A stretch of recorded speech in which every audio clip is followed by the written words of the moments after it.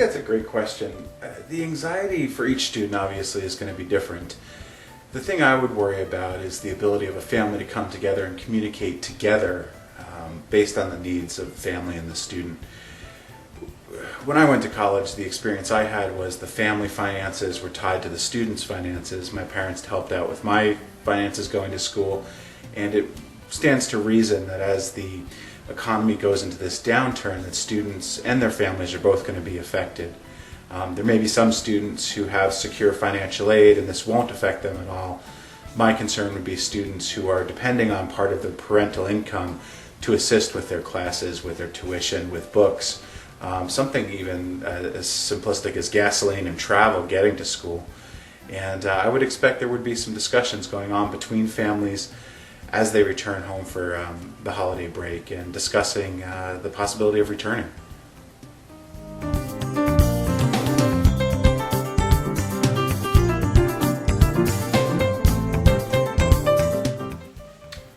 We know in psychology there's two kinds of stress that students deal with. There's distress and eustress. Distress is the summation of things in our environment that end up worrying us and help us towards being unproductive, not accomplishing the tasks that we might want to accomplish while at school. We become worried about a paper, so we don't work on that paper. We begin the task and then worry about the professor's response or grade on a particular test, and then we make a choice not to actually turn that in.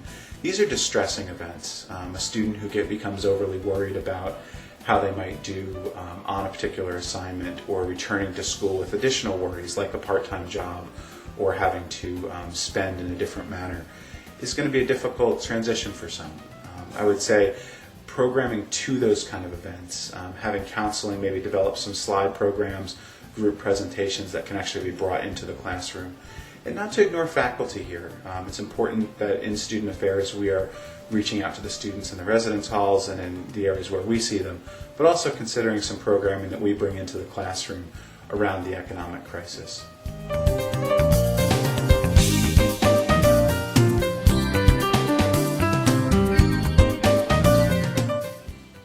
What we've seen already is a number of students coming to various staff members in the financial aid office, student accounting, student affairs, their RA, deans, VPs, and certainly in counseling, wanting to know more about how they can figure out a solution to this problem. Students are panicked and many times feeling anxious and feeling a sense of tunnel vision around this issue. They might not feel like they can return. This can lead to feelings of intense anxiety and in some cases despair. My advice to any student affairs personnel that were working with students here would be the same advice I give on a number of issues.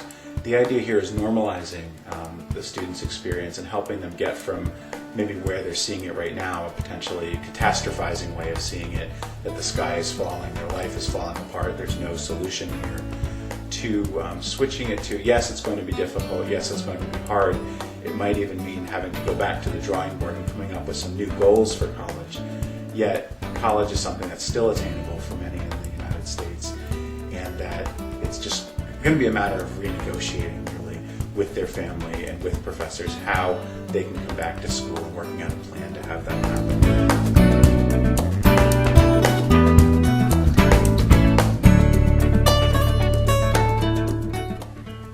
To parents would be having some open and collaborative dialogue with your children over the holiday break. Here it would be important to discuss maybe some of their fears, some of their concerns, and talk openly as a family as how these issues impact your family dynamic, your family finances.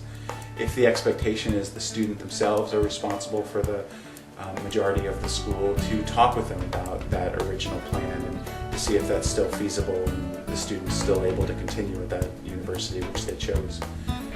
It may be time to explore other university options that are closer to home, other college options, really putting everything on the table with the student to have a collaborative discussion, a back and forth about the things that they're concerned with and the things the parents are concerned with, bringing that all to the table and coming up with a new plan.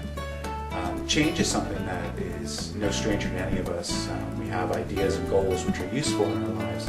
The key here is taking those original goals and looking for ways to alter them to be successful in different ways. It might be that the student will have to go back to school and get a full-time or part-time job. It might be that the parents are willing to work harder for the meantime to help them finish off the spring semester, and then during the summer you'll reevaluate the plan. But the key here is an open and direct conversation where you sit down and both sides talk about the things that are worrying them. And at first, just to have that discussion, lay everything out on the table without judgment or anger.